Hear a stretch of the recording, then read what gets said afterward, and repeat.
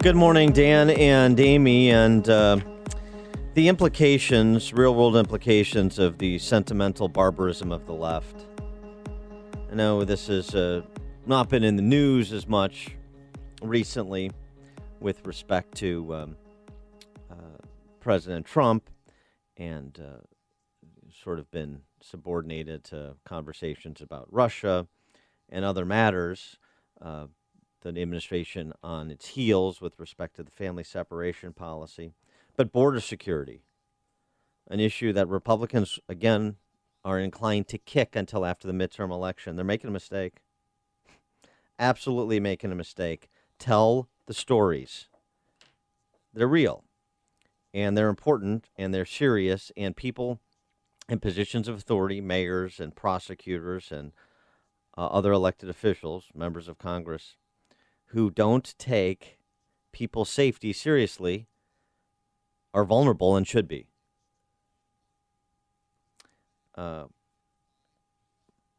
City of Philadelphia, Dateline.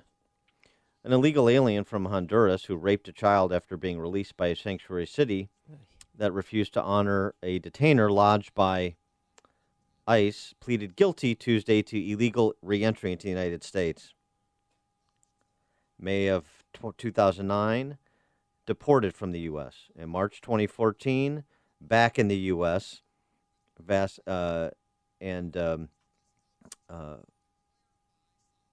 committed the rape of a minor child. Here's what the U.S. Attorney in Philly said. McSwain is his name. William McSwain. Those of us in the law enforcement business should be doing everything in our power to protect vulnerable children from predators like Vasquez, the Honduran. Instead, this defendant received a free pass from the city of Philadelphia and its Department of Prisons, headed straight back into our community, committed a heinous crime he would never have had the chance to commit if the city of Philadelphia complied with the ICE detainer.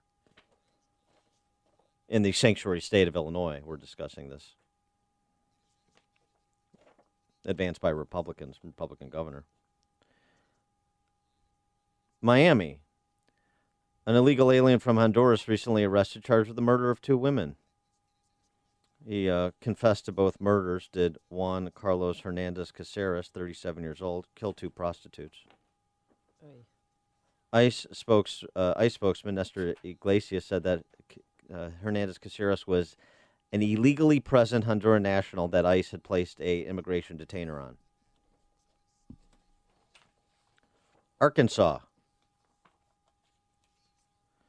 A Mexican national living in northwest Arkansas was recently arrested and charged with raping an 11-year-old girl. A related story in California. Border Patrol agents arrested a different Mexican national who had been deported multiple times and convicted of unlawful sexual relations with a minor under the age of 14. Deputies confirmed that the Mexican national in northwest Arkansas was living in northwest Arkansas illegally. Mm-hmm. The Mexican national in California illegally crossed into the border for the second time this year, the one with the criminal record that included the statutory rape as well as peddling drugs. And then we have Taos, New Mexico, where this compound was allowed to form somehow. 3, what police call radicalized Muslims, 2 men, 3 women, had 11 children in this compound. And apparently they were training them for school shootings. There was a shooting range built on the west side of the property. And when police arrived, they found a number of rifles, semi-automatic weapons, just a cache, I should say, of weapons and ammo. And the children told police that, yes, we did target practice to train for mass shootings. They're Islamists. They're Islamists. Yeah. They're Islamists. Yeah. Right. The principal who was arrested is the son of a prominent Brooklyn-based imam. Oh. And the reason why the police were drawn to that compound is because they were following a 3-year-old boy who was reported missing from Georgia in December, and the dad is in charge of that compound. So we talked about the advance of the 2016 election, that in part it was going to be a law and order election because of Trump's opposition to sanctuary cities and sanctuary states and sanctuary policies, because of the unwillingness of the left to confront the threat of Islamofascism. Maybe 2018 should be at least in part a law and order election as well. For more on this topic, we're pleased to be joined by Dr. Zuhdi Jasser, the president of the American Islamic Forum for Democracy, co-founder of the Muslim Reform Movement, a former United States Navy lieutenant commander, and author of the book, A Battle for the Soul of Islam. Dr. Jasser, thanks for joining us again. Appreciate it. Oh, it's great to be with you. Thanks for having me. What about the story that Amy was recounting about this compound in New Mexico? This guy, again, the principal who was training these children to be killers, his father is also a cleric with apparently close ties to groups like the Islamic Circle of North America, the Muslim American Society's CARE, and was an unindicted co-conspirator in the 1993 World Trade Center bombing. Well, I'm so glad you're covering this, and I can't believe the regular media is not covering this more. No, not at all. Again, and it's amazing. His father, Siraj Wahhaj, and the person who was found at this compound, the father who was the imam's the grandfather, his son, Siraj Wahhaj Jr., is the one who was sort of leading the separatist, horrific treatment of these children. It turns out they're being trained for shooting and perhaps committing acts of terror in schools and things like that. And, listen, no one's saying that the imam from New York, Siraj Wahhaj Sr., necessarily planned or was connected. But what we're missing, in my book, as you mentioned, A Battle for the Soul of Islam, there's 3 pages from page 84 to page 88 in which I talk about an imam. When I went to the only meeting of the Islamic Society of North America that I went to, I got there and I saw at the keynote address was this Siraj Wahhaj Sr. He holds up the Quran and says that it is our goal as American Muslims to change the Constitution from this man-made faulty document that makes this country into a secular hedonistic country, to make it into a religious state, an Islamic state, and replace this Constitution with a God-given document, the Quran. I then was horrified. They had an opportunity for people to go to the microphone. I went to the microphone. I said, I don't know if you guys understand what sedition is, but what you just witnessed from Mr. Siraj Wahhaj was an act of sedition. You're free to disagree with American politics and policy, but not to talk about wholesale change of the Constitution. And that was in 95 in front of 15,000 people. ISNA is the largest Muslim organization in America. A lot of the mosques across the country participate. Their deeds are controlled by that organization. And yet, 25 years later, he's still involved in boards of advisors. He still speaks regularly. Linda Sarsour identified him at a large gathering in Washington as her primary mentor and asked him to stand up. So he is a mainstream activist. And to say that his separatism was not a gateway drug for the radicalization of his son is just absurd. And it's a story that nobody's covering. We talk about so many pathways when we talk about guns and other things because it's politically correct for the left to do that. And yet when you talk about Muslim radicalization from someone who is beyond mainstream, this is a leading fundraiser for the Muslim community in many organizations. And all he does is he posted in Facebook in January that my son has disappeared. I don't know where he is. Please find him. And now he's saying, oh, thank God he's been found, etc. And yet it's like the alcoholic father who's wondering why his kid is strung out on heroin and cocaine and he can't figure it out. I mean, we had those 13 kids tied up and deprived food, and everybody knows about that story. And then there's 11 children. We don't know their ages, but they were malnourished. Some were very ill. They were living in squalor, just horrific conditions if you watch the reports. But no one is talking about this. But the bigger question, do you think there might be other compounds like this in the U.S.? There have been discussed. This is a known story, which is Jamaat al-Fuqra, and it's called the Muslims of America compounds that the Clarion Project and Ryan Morrow has talked about frequently. And when he does, he's called an Islamophobe, and these are just sort of wacky groups. And yet, even with that, they have had connections to political candidates and other things. So this compound seems to be in that same type of scenario, and those Jamaat al-Fuqra compounds, by the way, are run by an imam from Pakistan by the name of Imam Julani.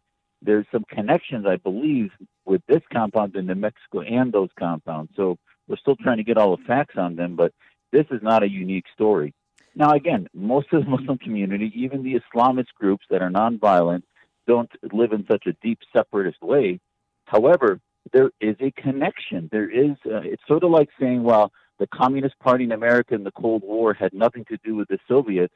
To say that there was no connection between those ideologues and that folks that were working against this country traversed between both systems of ideas would have been foolhardy on our part. Well, right. And this data point may be a bit dated, but you mentioned the Clarion Project, and I remember their report maybe a year or so ago, where of the few thousand mosques in the country, they had identified 5 or 6 dozen that were radicalized, or the leadership was radicalized, that they were a concern, that they should sort of be monitored, not necessarily by the surveillance state, but they should be tagged and watch what these guys are doing at these particular mosques. Now, that's a small fraction of the several thousand mosques in the country, so it represents a small fraction of the Muslim population. But I just don't understand why we can't have a sensible conversation about obvious red flags and have the response be proportional. I'm not talking about the Muslims in America. I'm talking about these specific entities, organizations, and leaders. And listen, if you're going to protect our country, you don't just do a whack-a-mole program and deal with the violent terrorists when they come up, and sometimes we miss them, and sometimes we're lucky and our agents find them hours, if not a few days, before they commit the act. But if it's the Boston bombers that were connected to the large mosque, connected to the Brotherhood and Imam Qardawi out of Qatar, or if it's Imam Awlaki, who, by the way, was radicalized himself through the Muslim Student Association and then went to some mosques, and he himself became a radicalizer and became an enemy of this country. So this common pathway, how many times do we need to see it before we start to have a conversation and to say, and I testified to the U.S. Congress just 3 weeks ago to Chairman DeSantis about why the Muslim Brotherhood should be declared a foreign terrorist organization. And look at the Holy Land Foundation trial in 2007. We were able to shut down a charity, not calling it a terror group, but saying, you know what, it was funding a terror group of Hamas. Because Hamas is labeled a terror group, we were able to shut down a significant stream of financing that was radicalizing Muslims here. And yet our country, founded on fighting theocracy, can't seem to articulate that Muslim theocrats are our enemy and Muslims who are secular and anti-theocratic are our friends and our allies. It's just beyond bizarre. Which one is, which category does this soon-to-be first Muslim American female congresswoman from Michigan, who won the Democrat primary on Tuesday, which category does she fit in? Is she another Keith Ellison? She is another Keith Ellison. There, it is a sad day in America that she's now the Democratic Party nominee, and not one question has been asked of her position on Islamic State concepts of foreign policy and working with governments like when the Muslim Brotherhood is running Egypt. What is her position on working with CARE? She has just a few months ago identified Islamic Relief as she stood next to the head of Islamic Relief and said this is where, in talking about Flint and other things, saying this is where money should go to help water not only in America and in Flint, Michigan, but in Gaza and elsewhere. So the Islamic Relief, the Middle East Forum has a huge report about their connections to Al-Qaeda, the Muslim Brotherhood, and other radical groups. So the one good point about Ms. Tlaib becoming the candidate is for 50 years, Conyers owned that seat. It was never challenged. Mm-hmm. And he was a shill for the Islamists in the Detroit area, and nobody challenged him because he said he was doing it under the cover of being pro-Muslim. Well, now at least it's no longer a cover. We have a Muslim there who is probably an Islamist. She hasn't been vetted ideologically, but at least it's no longer going to be sort of a shill. It's going to be an actual Islamist in the seat, and it won't be deceptive. I wanted to go to the global stage for a minute and just get your take as the Trump administration seems to be in the process of engaging the Taliban for some sort of deal to provide, I think, political cover to withdraw the 15,000 troops that remain. 17 years in, the prospect of the Taliban reasserting control of Afghanistan. what are the implications if that's what comes to pass in terms of the larger war against Islamic theocrats? Well, this has been one of the key issues that I've been concerned about is unless we have a global strategy, a doctrine in which we say Islamism is the problem, moderate secular Muslims are the solution, we're going to continue to be confused when our military, especially on the ground, end up working with folks that don't want war but just want some peace. So this is where the conflict happens is, listen, I was in the Navy, and I get it. I served on Somalia. We worked with some pretty bad folks there trying to avoid military conflict between the tribes in the region. It's not like we were pro-tribal warlords, but we just didn't want them to kill each other, and it was better for them not to fight. Mm-hmm. So on the one hand, I get it when our military in Afghanistan says, and we shouldn't use the word moderate Taliban. There is no such a thing. That's an oxymoron. But there may be some on the ground that don't want to fight and simply want to create a peaceful coexistence, if you will, whatever that is. The problem is we've not had a strategy with the Afghanistan government to clean out the area, to have an ideological approach which is counter-Islamist. Their neighbors, Pakistan, just elected a cricket player who went through a transformation, even though he claims to be secular. Imran Khan went from being a playboy secular man married to a Jewish lady to, in this last campaign, married to a woman who covers from head to foot, wears a niqab, and basically towed the Islamist line. So in Pakistan, we see at the end of the day the Jamaat Islamiyya, the radical Islamists, even though they don't, have a candidate that won, still controls electoral politics. Same thing to their neighbor Afghanistan. The Taliban has a huge influence on electoral politics, and unless we help revolutionaries like we're doing in Iran, you are not going to see significant change. He is Dr. Zuhdi Jasser, medical doctor, as he mentioned, served our country in the U.S. Navy as a lieutenant commander, president of the American Islamic Forum for Democracy, the book, A Battle for the Soul of Islam. Dr. Jasser, thanks for joining us. Appreciate it. Thanks for having me, Dan.